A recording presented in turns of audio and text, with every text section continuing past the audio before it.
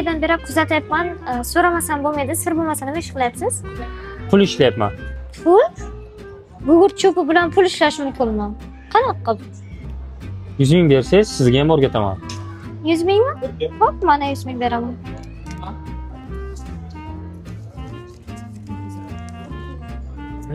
O'tiring. Yogurt qutini olasiz. Keyin esa xuddi manikidaqa qilib tering. Aha. Keyinchi? Ana, bo'ldi. O'rganib ham oldingiz. Endi har kun shunaqa gugurt cho'pi terib turing. Kimdir kelib, nima qilyapsiz desa, 100 ming so'm pulni oling. Salomat bo'ling.